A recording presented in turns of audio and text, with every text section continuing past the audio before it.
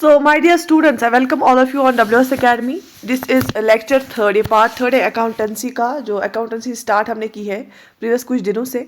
और इसमें जो हमारा प्रोसीजर रहता है वो यही है कि प्रीवियस लेक्चर का थोड़ा सा हम रिवीजन करते हैं और आगे का कॉन्सेप्ट्स को पढ़ेंगे। और जैसे कि मैंने आपको पहले भी बोला that these lectures are for those students जिन्होंने अभी अकाउंटेंसी प्रिपेयर नहीं की है या जिनकी अकाउंटेंसी वीक है, राइट। जिनकी ऑलरेडी जिनने अच्छी खासी अकाउंटेंसी पढ़ी है वो MCQs करें, ठीक है। तो दीज आर द जो इसमें हम बहुत सारे कॉन्सेप्ट सीखेंगे, बहुत सारी पूरी अकाउंटेंसी जितनी भी आपकी सिलेबस में है वो हम करेंगे, राइट। तो स्टार्टिंग के हमने जो है पहले ये देखा था कि अकाउंटेंसी किसको बोलते हैं, और उसमें मैंने आपको बोला कि ये एक आर्ट होता है जिसमें हम ट्रांजैक्शंस को रिकॉर्ड करते हैं और उनको क्रोनोलॉजिकल ऑर्डर में रखते हैं, और फिर उन ट्रांजैक्शंस को हम एनालाइज करते हैं सो दैट कि हमें पता चले कि हमारी फाइनेंशियल पोजीशन क्या है, हमारी कंपनी की फाइनेंशियल पोजीशन क्या है। उसके बाद मैंने आपको एक और उसमें बताया था कि फिर दो हिस्से होते हैं इसके। एक तो जब रिकॉर्ड ट्रांजेक्शन करते हैं हम, ट्रांजेक्शन का रिकॉर्ड करते हैं हम, और उसको हम बुक कीपिंग बोलते हैं। और उसके बाद जब हम एनालिसिस करते हैं, प्रॉफिट लॉस देखते हैं, बैलेंस शीट बनाते हैं, उसको हम अकाउंटिंग बोलते हैं, ठीक है। तो एक होता है बुक कीपिंग,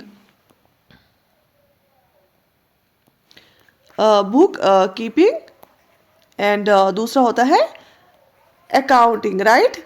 ओके उसके बाद हमने नेक्स्ट लेक्चर में पढ़ा एसेट्स के बारे में, और मैंने आपको बोला वो सारी चीज़ें जिनको ओन आप करते हैं, जिनके आप ओनर होते हैं आपकी कंपनी की, जैसे गाड़ियाँ होती है, फर्नीचर होता है, आपके बिजनेस में जो है आपके पास फ्रिज होता है, आपके घर में वॉशिंग मशीन है, ये सारे आपके एसेट्स हैं। क्यों?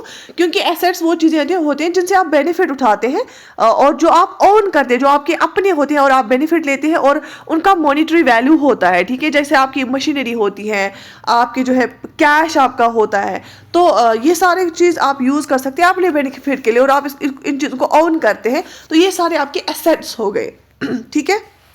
जैसे कि मैंने एग्जांपल दी थी, एक शॉपकीपर है, उसके पास जो है, जब उसके पास अपना रेफ्रिजरेटर है, तो he is the owner of refrigerator उसके पास एक बड़ा एसेट है। क्यों? क्योंकि उसमें वो आइसक्रीम भी रख सकता है, फिर आइसक्रीम वाला सेक्शन भी बेच सकता है, उसमें वो दही भी रख सकता है, दूध भी रख सकता है, बटर भी रख सकता है। तो गर्मियों में वो बहुत सारी चीज़ें जो है उसका जो बिजनेस है वो बढ़ जाएगा उससे, किसे? क्योंकि उसके पास एक एसेट है, उसके पास रेफ्रिजरेटर है, उसने इन्वेस्ट किया उसमें, उसके पास एक वो ओन करता है उस रेफ्रिजरेटर को, जिससे उसको बहुत फायदा मिलता है, ठीक है। तो वो एक एसेट है उसके लिए। फिर मैंने आपको बोला कि एसेट के दो टाइप्स होते हैं। पहले हमने देखा कि आप क्या एसेट, अगर आप एसेट को टच कर पाते हैं तो उसको हम बोलते हैं टेंजिबल एसेट। क्या बोलते हैं? Tangible asset. ये हम रिवाइज करें, ठीक है। तो दूसरा मैंने बोला कि ऐसे भी कुछ एसेट्स होते हैं जिनसे आपको बेनिफिट मिलता है, आपका बिजनेस ग्रो होता है, लेकिन उनको आप टच नहीं कर पाते, उनको हम बोलते हैं intangible assets. Intangible assets, tangible assets में आता है बिल्डिंग्स है, फर्नीचर है, व्हीकल्स है, मशीनरी है, जिनको आप टच कर सकते हैं, वो हो गए टेंजिबल एसेट्स। इनटेंजिबल एसेट में मैंने आपको बताया कि गुडविल होता है, पेटेंट होता है, कॉपीराइट होता है, क्योंकि उनको आप टच नहीं कर सकते हो, लेकिन आपको बेनिफिट मिलता है, जिससे कि आपको जो फायदा भी मिलता है और आप ओनरशिप भी मिलती है, राइट्स भी मिलते हैं। तो और वो क्या होता है? वो इंटेंजिबल एसेट होता है। इसके बाद जो है एसेट्स के और दो तरीके से हम इनमें दो टाइप्स में कैटेगराइज करते हैं। वो होता है, एक होता है करंट एसेट। क्या होता है?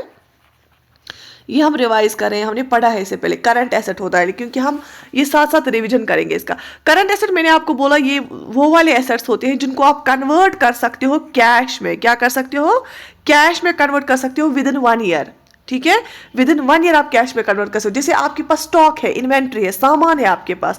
क्या आप चाहो, कोई शॉपकीपर चाहेगा अपना सामान जो है 10 साल तक ऐसे ही नहीं, आप शॉपकीपर चाहेगा अगर जो है जल्द वो बेचे अपना सामान, तो वो करंट एसेट होता है, क्योंकि आप चाहते हैं कि विद इन मंथ्स आपका सामान जो इन्वेंट्री होता है, जो आपके बेचने की चीज़ें होती है, वो खत्म, वो आप बेचे, और जब आप वो बेचो आपको क्या मिलता है? आपको कैश मिलता है ना। तो वो आ गया किस में? करंट एसेट्स में, ठीक। वो आता है करंट एसेट्स में। अच्छा, दूसरा होता है फिक्स्ड एसेट। फिक्स्ड एसेट क्या होता है?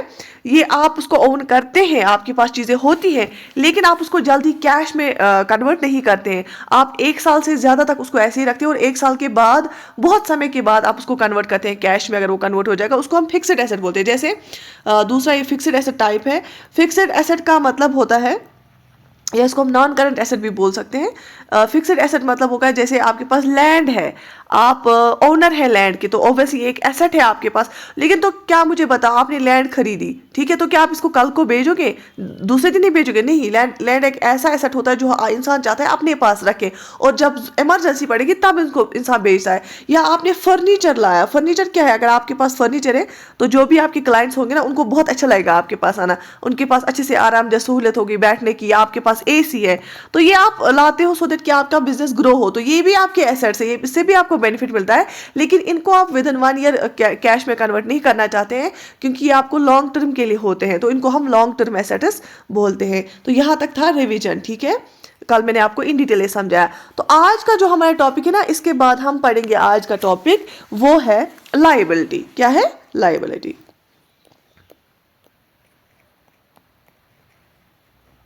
लायबिलिटी वाला कॉन्सेप्ट जो है ना, लायबिलिटी हम किसको कहते हैं, ठीक है, लायबिलिटी हम किसको कहते हैं? लायबिलिटी का मतलब होता है all debts that company has yet to pay. अगर आपका कर्जा है, जो भी आपका कर्जा होता है ना, वो आपकी लायबिलिटी होती है, जिससे भी आपको टेंशन होगा कि मुझे वो पे करना है, जो भी चीज आपको पे करनी होती है वो आपकी लायबिलिटी होती है। जैसे फॉर एग्जांपल आपने लोन लिया, आपके पास पैसे आ गए लेकिन आपने लोन लिया, तो क्या आपको वो लोन वाले पैसे आपको ही होते हैं? क्या आपको वो वापस करने होते हैं? बिल्कुल आपको वापस करने होते हैं। तो जो पैसे आपको वापस करने होते हैं, जो आपने कहीं से लिए होते हैं, या अगर आपने किसी की सर्विसेज ली है उसको पैसे देने हैं, तो सारा आपका लायबिलिटी में आएगा। तो जो भी आपको डेट होता है, जो भी आपका कर्जा होता है ना, उसी को हम लायबिलिटी बोलते हैं, ठीक है। बात समझ में आ गई? उसको क्या हम बोलते हैं? लायबिलिटी बोलते हैं। जैसे आपने कोई लोन लिया, आपने हाउसिंग लोन लिया, हाउसिंग लोन जब आपने लिया, हाउसिंग लोन से क्या किया जाता है? ऑब्वियसली हाउसिंग लोन निकालता है वो जिसके पास घर नहीं होता है। या कार लोन लिया, ठीक है, उससे आपने क्या किया? घर बनाया, कार लाई, ठीक है, लेकिन क्या आपको उसको वापस करना है उस रकम को? हाँ, करना होता है, या तो इंस्टॉलमेंट्स में करना होता है, या फिर क्या करना होता है, कुछ टाइम पीरियड होता है उसके अंदर अंदर करना होता है। तो ऑब्वियसली इसी को हम लायबिलिटी बोलते हैं, जो भी आपका कर्जा होता है जो आपको वापस करना होता है और अभी आपने वापस नहीं किया होता है, उसको हम लायबिलिटी बोलते हैं, ठीक है। अब लायबिलिटी की भी अलग अलग टाइप्स है। जैसे एक होता है शॉर्ट टर्म लायबिलिटी। क्या होता है? Short term liability. Short term liability ये भी एक कर्जा होता है, इसको हम करंट लायबिलिटी भी बोलते हैं। क्या बोलते हैं? Current liability. ये ऐसा कर्जा होता है, ये ऐसा डेट होता है, debt are payable within a year. ये एक ऐसा कर्जा होता है जिसको आपको 1 साल के अंदर अंदर पे करना होता है, ठीक है, जिसको आपको 1 साल के अंदर अंदर पे करना होता है। जैसे शॉर्ट टर्म लोन आप लेते हैं, शॉर्ट टर्म लोन वो कर्जा होता है जो कि आपको कम समय के लिए मिलता है। आप लोन लेते हैं short term loan, so that कि आप इसको विद इन 1 ईयर वापस करते हैं, या विद इन 6 मंथ्स आप वापस करते हैं, तो वो आएगा शॉर्ट टर्म लायबिलिटी में। ये एक ऐसा कर्जा है जो आपको पे करना है विद इन 1 ईयर, तो वो हो गया शॉर्ट टर्म लायबिलिटी, इसको हम करंट लायबिलिटी भी बोलते हैं, ठीक है। या अकाउंट पेएबल होता है, वो भी क्या आता है? वो भी शॉर्ट टर्म लायबिलिटी में आता है। जैसे हम इसको अलग से पढ़ेंगे इसके बाद। जो है अकाउंट पेएबल क्या होता है कि आपने कर्जे पे कोई चीज़ ली है, आपको उसको पैसे देने हैं, है ना। आपने जैसे आप क्या करते हो काम, आप जाते हो दुकानदार के पास, आप उससे सामान लेते हो, घर का सामान लेते हो, तो आप उसको बोलते हो कि मुझे पे जब आएगी मंथ के बाद मैं आपको पैसे दूंगा, तो वो क्या है? तो उसमें आपको विद इन ईयर नहीं, इवन विद इन मंथ आप देते हो, है ना। उसको हम शॉर्ट टर्म लायबिलिटी बोलते हैं। वो आपको शॉर्ट टर्म के लिए कर्जा देता है, वो आपको कर्जे पे क्या देता है? वो आपको उधार पे चीजें देता है, आपको उसको पे करना है बाद में, वो हो गया शॉर्ट टर्म लायबिलिटी, ठीक है। या आपको जैसे इंटरेस्ट पे करने होते हैं, वो इस साल के इंटरेस्ट आपको इसी साल में पे करने होते हैं, तो वो हो गया इंटरेस्ट पेमेंट भी आता है शॉर्ट टर्म लायबिलिटी में, करंट लायबिलिटी में, ठीक है। या शॉर्ट टर्म लोन होता है। और सबसे बड़ी एग्जांपल में दी अकाउंट पेएबल, जैसे आप उधार पे कोई चीजें लाते हो, मंथली आप उसको फिर पे करते हो, तो वो हो गया शॉर्ट टर्म लायबिलिटी। या आउटस्टैंडिंग एक्सपेंसेस होते हैं, जैसे फॉर एग्जांपल आप कहीं पे रेंट पे रह रहे हैं, आपने अभी लास्ट मंथ का रेंट नहीं दिया है, आपको तो देना है ना, वो आपको 1 साल से थोड़ी ज़्यादा वेट करेगा, तो वो होता है आउटस्टैंडिंग एक्सपेंस हो। जैसे मैं लिख लूँगी यहाँ पे शॉर्ट टर्म लायबिलिटी की एग्जांपल्स। अकाउंट पेएबल जो होता है, या अमाउंट पेएबल आप बोलो, इंटरेस्ट पेएबल जो होता है, इंटरेस्ट पेमेंट जो आपको देनी होती है, शॉर्ट टर्म लोन जो होता है, या आउटस्टैंडिंग एक्सपेंसेस। आउटस्टैंडिंग एक्सपेंसेस जो होते हैं, ये सब चीज़ें किस में आती है, शॉर्ट टर्म लाइबिलिटी में आती है, जिसको हम करंट लाइबिलिटी भी बोलते हैं। ठीक, शाबाश। ओके, अब दूसरा जो टाइप है ना इसका, वो है नॉन करंट लाइबिलिटी। ये पहला क्या था, शॉर्ट टर्म, जिसको हम करंट लाइबिलिटी बोलते हैं। दूसरा होता है नॉन करंट या लॉन्ग टर्म लाइबिलिटी। क्या है नॉन करंट या लॉन्ग टर्म लाइबिलिटी। ठीक है, ओके, नॉन करंट लाइबिलिटी या long term liability. Long term liability का मतलब होता है जब आपको ये वापस पे करना होता है, जो आपका कर्जा होता है वो पे करना होता है एक साल से ज़्यादा टाइम में। जैसे आपको कोई लोन लिया होता है, वो 10 साल में आप पे करते हैं, वो होता है लॉन्ग टर्म लाइबिलिटी। लाइबिलिटी है, कर्जा है, लेकिन आपको वो 1 साल से ज़्यादा टाइम है होता है उसमें वापस पे करने के लिए। जैसे इसको एग्जाम्पल सबसे बड़ी क्या है, लॉन्ग टर्म लोन इसकी एग्जाम्पल है। या डिबेंचर होता है, जैसे गवर्नमेंट पब्लिक से पैसे लेता है, उनको सर्टिफिकेट प्रोवाइड करता है, गवर्नमेंट सर्टिफिकेट, डिबेंचर्स होते हैं, वो भी लॉन्ग टर्म लाइबिलिटी होती है। या बॉन्ड पेएबल होता है, या मॉर्टगेज पेएबल होता है, ये सारी, ये आगे हम और पढ़ेंगे, ये आती है लॉन्ग टर्म लाइबिलिटी में। इन शॉर्ट लाइबिलिटी होता है जब आपको कोई कर्जा होता है। ठीक है, अब लाइबिलिटी मैंने बोला करंट लाइबिलिटी मतलब शॉर्ट टर्म लाइबिलिटी, जो आपको विदिन 1 ईयर वापस करनी होती है। दूसरा होता है नॉन करंट लाइबिलिटी या लॉन्ग टर्म लाइबिलिटी, जिसको आपको 1 साल से के बाद भी आप कर सकते हैं, 1 साल से ज़्यादा टाइम होता है, उसमें टाइम पीरियड होता है, उसको हम लॉन्ग टर्म लाइबिलिटी बोलते हैं या नॉन करंट लाइबिलिटी बोलते हैं। इसके बाद जो तीसरा होता है ना, ये भी एक टाइप है, इसमें कंटीजेंट लाइबिलिटी। कंटीजेंसी हम बोलते हैं ना, कंटीजेंसी हम किसको बोलते हैं, शाबाश। कंटीजेंट लाइबिलिटी है, मैं फिर से समझा रही हूँ, मैं इसलिए आपको बार बार रिपीट करती हूँ चीज़ें, क्योंकि मैंने स्पेशली उन बच्चों के लिए लाया है जिनको अकाउंटेंसी समझ नहीं आई है। ठीक है, ओके। कंटीजेंट आपने देखा होगा, कंटीजेंसी फंड, प्रेजेंट चैप्टर में आपने पढ़ा होगा कंटीजेंसी फंड। कंटीजेंसी होगी जो इमरजेंसी या जो होते हैं, सॉरी, जिसका भी मतलब वो कंटीजेंसी फंड, हमें कभी अचानक से कोई चीज़ होती है तो हम वो फंड निकालते हैं, तो वैसे ही कंटीजेंट लाइबिलिटी होती है। उसका अभी हमें पता नहीं होता है क्या हमें ये कर्जा, ये रकम देनी पड़ेगी या नहीं देनी पड़ेगी। आप बोलोगे कि मैम अगर हमें कर्जा होगा तो वैसे वो तो पता होगा देना है या नहीं देना है, लेकिन क्या होता है कि बिजनेस में या कंपनी में कुछ केसेस होते हैं, कोर्ट केसेस चल रहे होते हैं। ठीक है, कुछ डिस्प्यूट होता है, आपको अभी ये पता नहीं होता है क्या ये हमारे हक में आएगा या अपोजिशन पार्टी के हक में आएगा। तो इसमें यू हैव टू पे और यू मे नॉट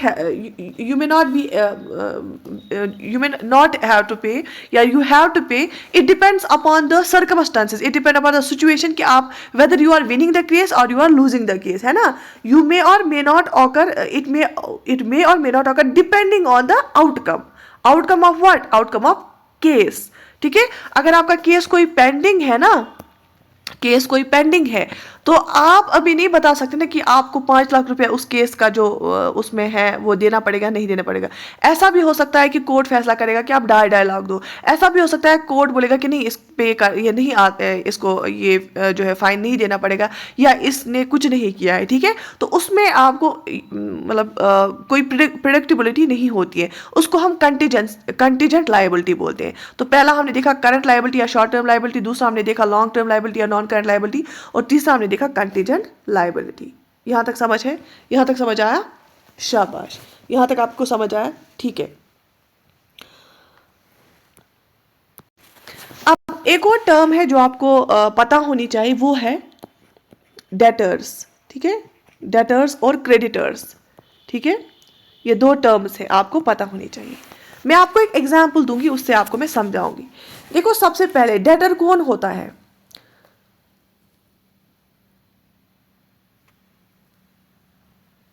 अगर डेटर आपको समझना है ऐसे, फॉर एग्जाम्पल आप एक कस्टमर हो, आप गए हो होलसेलर के पास या शॉपकीपर के पास। क्या गए हो? शॉपकीपर के पास। आप एक कस्टमर हो, आप जा रहे हो शॉपकीपर के पास। उसको आप बोलते हो कि देखो भाई साहब, मैं यहाँ पे रहता हूँ, आपने नई नई शॉप खोली है या कुछ भी बोलो उसको कि मैं एक जो है जॉब करता हूँ, मुझे मंथली सैलरी आती है, मैं आपको मंथ के एंड पे जब मुझे सैलरी मिलेगी मैं आपको उसी टाइम पैसे दूंगा। आप मेरी एक ये लेजर में मेरा भी नाम लिखो, मैं मंथली आपसे जो है ये लूँगा, उधार पे चीज़ें लूँगा, घर का सामान, ठीक है। अब ये शॉपकीपर बोलता है कि ठीक है, हाँ मैंने कंफर्म किया आप यहाँ पे रहते हैं, ठीक है, आप पूरा मंथ में से उठा सकते हैं, आप मेरे रेगुलर कस्टमर बन सकते हैं, ठीक है। आप जब आपको पे मिलेगी तो आप मुझे फिर पैसे दिया करना, तो मैं आपको उधार पे दूंगा, पूरे मंथ आपको दिया करूँगा जो है चीज़ें, जो भी आपको चाहिए, दूध चाहिए, ऑयल, वेजिटेबल ऑयल चाहिए, बटर चाहिए, जो है पल्सेस चाहिए, राइस चाहिए, ब्रेड चाहिए, जो भी आपको चीज़ लेना है आप ले सकते हैं। तो कस्टमर गया इस शॉप पे जो है उधार पे चीज़ें लेने के लिए, है ना, वो उधार पे लेने के लिए गया, तो इस शॉप ने इसको चीज़ें दी ऑन क्रेडिट, क्रेडिट हो गया उधार पे देना, ठीक है, पैसों के बगैर ऑन क्रेडिट इसको चीज़ें मिली और इसको फिर वापस पे करना है। ये जो कस्टमर है ना, ये क्या बना, ये डेटर बना, इसी को हम डेटर बोलते हैं, कस्टमर को बोलते हैं हम debtor. Who owe money to a company, जो एक कंपनी को पैसे जो है जिसको देने होते हैं कंपनी को, who owe money to a company, और बैंक और shop, whenever a shop sells its goods or services to a buyer on credit, जब आप क्या करते हो, उधार पे अपनी गुड्स हो सर्विसेज हो बेचते हो, तो उसको वो बनता है फिर डेटर, ठीक है। तो ये जो कस्टमर गया था, इसने क्या बोला, इसको मैं मंथ के एंड में आपको पैसे दूंगा, ये हो गया डेटर। क्यों? क्योंकि ये शॉप से चीजें उठाता है लेकिन ऑन क्रेडिट उठाता है, मतलब वो उधार उठाता है, ठीक है, ये कैश नहीं देता है। अच्छा, ये जो शॉप वाला है ना, ये क्या हुआ, ये तो देता है इसको चीजें, लेकिन अभी इसने पैसे नहीं लिए, अभी इसकी ही चीजें जा रही है कस्टमर की तरफ, ये पैसे मंथ के एंड पे लेगा, ये उधार पे दे रहा है, तो ये हो गया क्रेडिटर। क्या हो गया? क्रेडिटर। तो क्रेडिटर कौन होता है? क्रेडिटर होता है जो सप्लाई करेगा चीज। तो आप ऐसे भी याद रख सकते हो कि जो क्रेडिटर होता है ना, ये सप्लायर होता है, ठीक है, और जो डेटर होता है ना, वो कस्टमर होता है, ऐसे भी याद रखोगे। अब जो शॉप वाला है वो क्रेडिटर है, क्यों?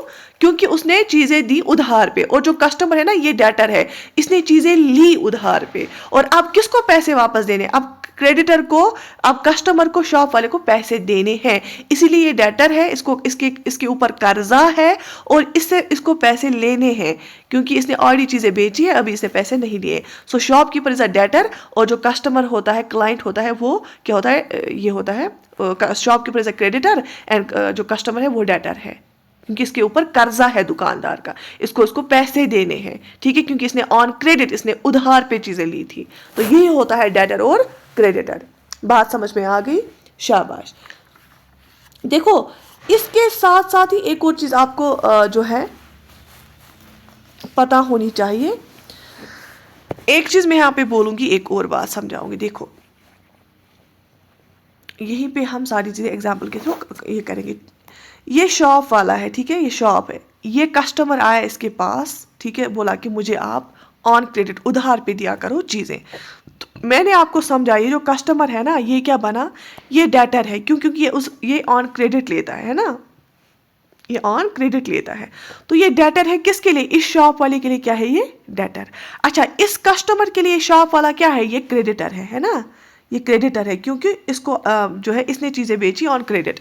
तो शॉपकीपर इस कस्टमर के लिए क्रेडिटर है, ये कस्टमर इस शॉप के लिए डेटर है, ठीक है। लेकिन मुझे पता है ये शॉप वाला कहाँ से लेता होगा खुद के लिए चीजें, अपनी शॉप के लिए? किसी होलसेलर से या बड़ी फर्म से, ठीक है, किसी कंपनी से। उस कंपनी, ये जो कंपनी मानेंगे हम, इसे ये शॉपकीपर लेता है चीजें। ये खुद, अगर ये शॉपकीपर क्या इस कंपनी को बोलता होगा कि मुझे जो अपने कस्टमर्स है ना, वो मुझे मंथ के एंड पे पैसे देते हैं जब उनको तनख्वाह मिलती है, तो आप मुझे पहले ये दो, आप मुझे ऑन क्रेडिट, आप मुझे उधार पे दो चीजें बल्क में, मैं आपको मंथ के एंड पे हिसाब क्लियर करूंगा। तो इस कंपनी के लिए ये शॉपकीपर क्या है? ये डेटर है, ठीक है। इस कंपनी के लिए शॉपकीपर डेटर है, क्योंकि इसने इस कंपनी से उधार ऑन क्रेडिट ली है चीजें, जो ये इन कस्टमर्स को बेचता है। तो इस कंपनी के लिए शॉपकीपर डेटर है, और ये कंपनी इस शॉपकीपर के लिए क्रेडिटर है, ठीक है। तो ये इस कंपनी के लिए शॉपकीपर क्या है? ये डेटर है, और इस शॉपकीपर के लिए कंपनी क्या है? क्रेडिटर है। तो इस कंपनी के लिए शॉपकीपर डेटर है, और शॉपकीपर के लिए कंपनी क्रेडिटर है। कस्टमर के लिए ये शॉप क्रेडिटर है और शॉपकीपर के लिए कस्टमर डेटर है, ठीक है। ये इससे पैसे लेगा, शॉपकीपर इससे पैसे लेगा और ये कंपनी शॉपकीपर से पैसे लेगी, ठीक है। और ये इसको यहाँ से कम दाम पे पैसे आएंगे और ये उसे एक्स्ट्रा दाम पे बेचेगा और जो बचेगा वो इसका प्रॉफिट हुआ, वो हम आगे देखेंगे। तो इसका मतलब यहाँ पे मुझे ये एग्जाम्पल देने का मतलब ये समझाना था कि जो कोई बंदा हो सकता है, कोई इस चेन में एक पॉइंट ऐसा भी हो सकता है जो बोथ हो सकता है, ये दोनों हो सकता है, क्रेडिटर भी हो सकता है, डेटर भी हो सकता है with respect to other person या with respect to other entities. ये शॉपकीपर क्या है यहाँ पे, ये दोनों है, ये क्रेडिटर भी है और डेटर भी है, लेकिन with respect to two different entities, ठीक है। बात समझ में आ गई यहाँ तक, शाबाश। अच्छा एक और चीज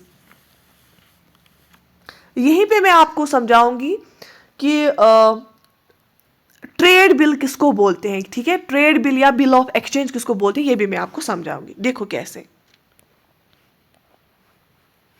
आराम से हम समझेंगे, कोई जल्दबाजी नहीं है, इसीलिए मैं स्पेशली ये लाया है सो दैट कि हम बहुत अच्छे से समझेंगे इनको, ठीक है। देखो ये है शॉप वाला,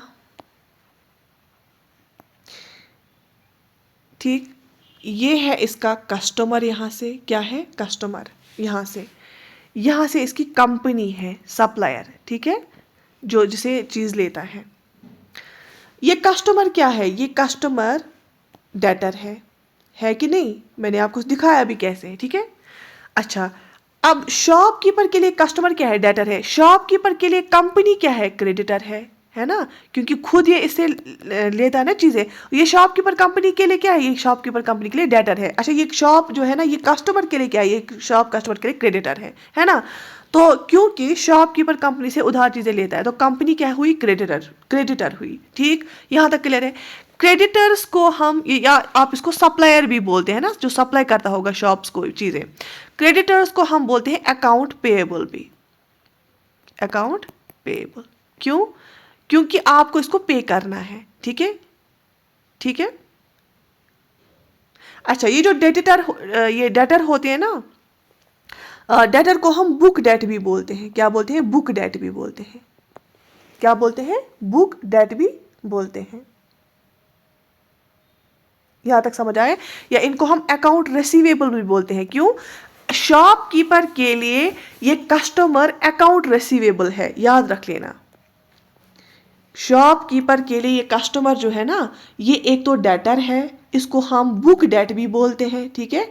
अगर ज़्यादा कस्टमर्स है तो डेटर्स, अगर बुक डेट भी इसको हम बोलते हैं, बुक डेट भी बोलते हैं, और अकाउंट रिसीवेबल भी बोलते हैं। क्यों, क्योंकि शॉपकीपर इससे पैसे रिसीव करेगा तो इसको हम अकाउंट रिसीवेबल बोलते हैं। लेकिन इस शॉपकीपर को किसको पैसे पे करने हैं, कंपनी को, तो इसलिए इसके लिए शॉपकीपर के लिए अकाउंट पेएबल है। कंपनी इसके लिए अकाउंट पेएबल है क्योंकि इसको पे करना है इसको। शॉपकीपर के लिए कस्टमर अकाउंट रिसीवेबल है क्योंकि इसको रिसीव करने हैं इससे पैसे। बात समझ में आ गई, यहाँ तक क्लियर है, यहाँ तक क्लियर है। तो सप्लायर जो है या कंपनी है ना, ये क्रेडिटर भी है, इसके लिए शॉपकीपर के लिए अकाउंट पेएबल भी है, लेकिन कस्टमर इसके लिए डेटर भी है, बुक डेट भी इसको बोल सकते हैं या अकाउंट रिसीवेबल भी बोल सकते हैं, ठीक है। यहाँ तक क्लियर हुआ। अब मुझे बताओ एक और चीज़, ये जो होता है ना ये वाला साइड, इसको हम ट्रेड पेएबल भी बोलते हैं, क्या बोलते हैं, इस वाले साइड को, सप्लायर वाले साइड को ट्रेड पेएबल भी बोलते हैं, ट्रेड पेएबल, ठीक है। और कस्टमर वाली साइड को ट्रेड रिसीवेबल भी बोलते हैं, क्योंकि यहाँ से आपको रिसीव करना है और यहाँ पे करना है, तो इस वाले साइड को ट्रेड पेएबल भी बोलते हैं और इस वाली साइड को ट्रेड रिसीवेबल बोलते हैं। तो आगे मैं आपको ये और समझाऊंगी।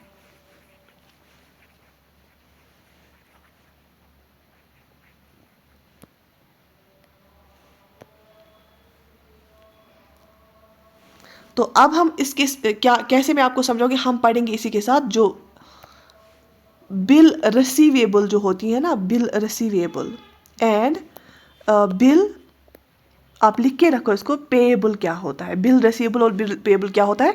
इनको हम ट्रेड बिल्स भी बोलते हैं, क्या बोलते हैं, ट्रेड बिल्स, ठीक है। या इसको बिल ऑफ एक्सचेंज भी बोलते हैं, बिल ऑफ एक्सचेंज। जो बिल रिसीवेबल, बिल पेएबल, या जैसे मैंने अभी बोला ट्रेड रिसीवेबल, ट्रेड पेएबल, है ना, इसमें आता है, देखो एक सेकंड मैं एक और स्टेप में आपको ये कन्वर्ट करके दूंगी। जो मैंने बोला ना कि सप्लायर वाला साइड को हम बोलते हैं ट्रेड पेएबल। इसमें ट्रेड पेएबल में क्या क्या आएगा, एक तो आएगा इसमें बिल पेएबल आएगा प्लस क्रेडिटर आएगा, बिल पेएबल आएगा और क्रेडिटर आएगा। जो ट्रेड रिसीवेबल है ना, इसमें क्या क्या आएगा, इसमें बिल रिसीवेबल आएगा और डेटर आएगा। ठीक है, तो मैं अब हम ये तो क्रेडिटर और डेटर हमने देखा, ये कस्टमर होता है डेटर और क्रेडिटर होता है कंपनी सप्लायर। ये बिल रिसीवेबल और बिल पेएबल क्या है ये हम देखेंगे अब इसमें। एक सेकंड।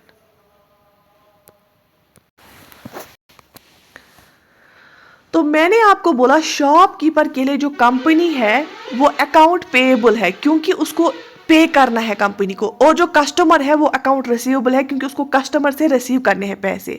तो इसी तरह सप्लायर साइड को, कंपनी साइड को हम बोलते हैं ट्रेड पेएबल, और रिसीवर साइड, कस्टमर साइड को बोलते हैं ट्रेड रिसीवेबल। ठीक है, तो इसमें मैंने बोला कि जो ट्रेड पेएबल या ट्रेड रिसीवेबल है ना, उसमें एक होता है बिल रिसीवेबल प्लस डेटर और बिल पेएबल प्लस क्रेडिटर। तो इसको हम आप देखेंगे ये क्या होता है। सो अब देख लीजिए, जैसे आप क्या है, आपको अपनी शॉप है, तो आप जाएंगे किसी कंपनी को कि मुझे आप माल दीजिए, लेकिन आप इससे यूजुअली क्या करते हैं, आपको ऑन क्रेडिट लेते हैं, आप उसको उधार देते हैं और बोलते हैं कि आप उधार लेते हैं माल इससे कोई भी गुड्स आप या सर्विसेज लेंगे, आप उनको बोलेंगे मैं मंथ के बाद पे करूँगा, आप ऐसे ही पे करते हैं। ठीक है, तो इसका मतलब जो है ये क्या है, ये क्रेडिटर है ना, ये क्रेडिटर है और आप क्या हो, आप डेटर हो। लेकिन आप मुझे एक बात बताओ, कभी ऐसा भी होता है किसी कंपनी को आप जाते हो क्योंकि आप बल्क में उठाते हो अपनी शॉप के लिए, आप क्या करते हो बल्क में उठाते हो और आप रेगुलर कस्टमर हो इनके, है ना, आप रेगुलरली इस कंपनी से, इस फर्म से चीज़ें लेते हो और आप बल्क इनसे माल लेते हो, रेगुलर कस्टमर, इनके साथ अच्छा रिलेशन है आपका। ठीक, अब सिचुएशन ये हो गई, इस कंपनी को आप जाते हो कि एज यूजुअल आप बोलते हो कि मुझे जो है मैं ऑर्डर प्लेस कर रहा हूँ, मुझे आप 1 लाख में माल दो। ठीक है, ये कंपनी है, आप गए फर्म में, आप बोलते कि 1 लाख का मुझे माल चाहिए। ठीक है, ये कंपनी आपको बोल रही है हमें अभी पैसों की ज़रूरत है, तो लेकिन आप इनके रेगुलर कस्टमर हैं, आप बल्क में माल उठाते हैं। अब मुझे बता, क्या ये अब कंपनी इस सिचुएशन में है, ये तो आपको रिफ्यूज़ ही नहीं कर सकती क्योंकि आप इसके रेगुलर कस्टमर हो और बल्क में उठाते हो माल, लेकिन इस कंपनी को खुद को ना कैश की बहुत ज़रूरत है, इसको पैसे चाहिए। अब अगर ये आपको छोड़ देगी तो एक अच्छा कस्टमर खो देंगी, लेकिन अगर ये आपको दे देगी चीज़ें उधार पे तो खुद क्या करेंगी, इनकी तो अभी क्राइसिस, मतलब इनको अभी क्रैश बहुत ज़रूरी चाहिए। अब इसके लिए एक कॉन्सेप्ट है, वो होता है bill receivable and bill payable, उसको हम ट्रेड बिल्स बोलते हैं या बिल ऑफ एक्सचेंज बोलते हैं। देखो मैं आपको अब ये एग्जांपल से यही कॉन्सेप्ट समझाऊंगी। अगर मिस्टर एक्स है, मिस्टर एक्स जो है इसके पास मिस्टर वाई जो है इसका रेगुलर कस्टमर है, ये मिस्टर एक्स को बोलता है मुझे आप 1 लाख में जो है गुड्स दो, क्या दो, गुड्स दो, लेकिन ये इसको बोलता है मुझे पैसे नहीं है, मुझे आप ऑन क्रेडिट दो, मैं आपको पैसे कब दूंगा, 2 महीने के बाद दूंगा। ठीक है, मैं आपको पैसे 2 महीने के बाद दूंगा, मेरे पास अभी पैसे नहीं है। लेकिन एक्स उसको बोलता है कि लेकिन मुझे पैसे चाहिए थे, अभी मुझे पैसों की जरूरत है, मैं उधार तो नहीं दे सकता, लेकिन आपको मना भी नहीं कर सकते हो, आप मेरे क्या हो, रेगुलर कस्टमर हो और आपको बल्क में माल उठाते हो, तो मैं आपको कैसे खोल सकता हूँ। अब क्या होता है, ये जो एक्स है ना, ये करता है काम bills receivable book, bills receivable book निकालता है, उसमें लिखता है कि ऑन क्रेडिट मैंने 1 लाख का माल इसको दिया, 2 महीने के लिए उधार पे दिया, 2 महीने के बाद मुझे ये पे करेगा। और ये जो लिखता है ना, एक्स लिखने वाला है ना ये चीज़ बिल्स रिसीवेबल बुक में, तो ये हो गया ड्रॉर, ये जो लिखता है ना, लिखने वाला, इसको ड्रॉर हम बोलते हैं। अब जो ये वाई है इसको बोलता है ठीक है मेरे पास पैसे नहीं है, लेकिन अगर आपने अभी बिल्स रिसीवेबल बुक में ये लिखा, मैं उस पर साइन करूंगा, तो ये क्या हो गया, ये एक्सेप्टर बन गया। क्या बन गया, एक्सेप्टर, तो ये साइन करता है। ठीक है, तो अब ये जो है ना, तो इसको ये बिल पेएबल बन गया, इसके लिए इसको पे करना है, वाई को कब करना है, 2 महीने के बाद करना है, ऑन क्रेडिट इसको मिलेगी, तो इस वाई के लिए ये लायबिलिटी बन गई है ना, क्योंकि इसको चीज़ें मिली, उधार पे चीज़ें मिली 2 महीने के लिए, और इसने साइन किया, बिल रिसीवेबल बुक साइन किया कि हाँ, इसने एक्सेप्ट किया कि मैं 2 महीने मैं लिख के देता हूँ कि 2 महीने के बाद मैं पैसे दूंगा, 1 लाख में मैंने सामान उठाया, तो इसके लिए लायबिलिटी हो गई। लेकिन इस एक्स के लिए क्या बन गया, ये जो बिल रिसीवेबल या जो ये बिल रिसीवेबल क्या बनी, इसके लिए एसेट बना। क्या बना, एसेट बना। ठीक है, एक्स के लिए बिल जो ये बनी ना, ये जो इसने साइन किया, ये एसेट बना इसके लिए। ठीक है, अब देखो एक्स क्या करेगा, एक्स के पास चॉइसेस हैं, ये क्या करेगा, ये ज़्यादा से ज़्यादा क्या कर सकता है, बैंक के पास जाएगा। क्या करेगा, बैंक के पास जाएगा, बैंक को बोलेगा मुझे जो है पैसों की ज़रूरत है, मुझे मेरा कस्टमर जो है एक वफादार जो है कस्टमर, उसको मैंने चीज़ें दी हैं 1 लाख की, और उसने मुझे जो है साइन किया है मेरे बिल रिसीवेबल बुक पे, और उसने जो है ट्रेड बिल पे साइन किया है, और वो 2 महीने के बाद देगा मुझे 1 लाख रुपये। तो वो बैंक जो है ना एज अ सिक्योरिटी लेता है वो, और ये इसको फिर देगा 99,500, ठीक है, क्योंकि ये पहले ही इसको अपना ये काटेगा और 99,500 देगा। और 2 महीने के बाद जो ये वाई है ना, ये वाई वाला जो इसने लिख के दिया है ये पे करेगा और वो पैसे बैंक लेगा, ठीक है। तो इसको हम बोलते हैं ना, अगर ये बैंक के पास गया ना, इसने 99,500 इसको दिए 1 लाख के बजाय, और वो देखा जिसपे उसने साइन किया है, तो इसको हम बोलते हैं डिस्काउंटिंग ऑफ बिल्स। क्या बोलते हैं, डिस्काउंटिंग ऑफ बिल्स। ठीक, बात समझ में आ गई। या तो इसके पास, अब एक्स के पास चॉइस है, या तो बैंक के पास जाएगा या किसी तीसरे बंदे के पास जाएगा जिससे खुद चीज़ें लेता है, बोलेगा कि आप मुझे चीज़ें ऑन क्रेडिट दो, क्योंकि मुझे वाई के पास 1 लाख रुपए है जो मुझे 2 महीने के बाद देगा।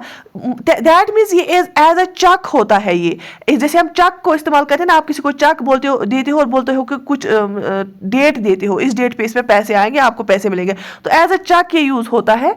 जो ट्रेड बिल्स होती है, या इसको हम बिल ऑफ एक्सचेंज भी बोलते हैं, हम इसको कर सकते हैं यूज एज अ चेक। और आप किसी जर्ड को भी दे सकते हो, थर्ड पर्सन को भी दे सकते हो, या किसी और कंपनी के पास आप जाओगे, वो दिखाओगे, ठीक है, बिल्स रिसीवेबल बुक दिखाओगे, बिल रिसीवेबल दिखाओगे, और उनसे क्या लोगे, चीज़ें लोगे उसके बदले, और जब वाई पैसे देगा तो वो उनको मिलेंगे, किनको, जिनके पास वो जो है अभी एविडेंस होगा, वो सबूत के तौर पे होगा बिल रिसीवेबल, और वो बिल रिसीवेबल क्या बनता है, एक एसेट बनता है, ठीक है। और आपके पास ये भी जो है चॉइस है कि आप बैंक से लोगे वो पैसे, और बैंक से जब आप लेते हो तो उसको हम डिस्काउंटिंग ऑफ बिल बोलते हैं। या ये भी एक चॉइस है कि आप अपने पास इसको रखोगे एज अ प्रूफ, और 2 महीने तक वेट करोगे, और वाई आपको 2 महीने के बाद पैसे देगा 1 लाख रुपये। ये बात समझ आ गई, बात समझ आ गई, ठीक है, शाबाश। तो इसी को बोलते हैं बिल ऑफ एक्सचेंज।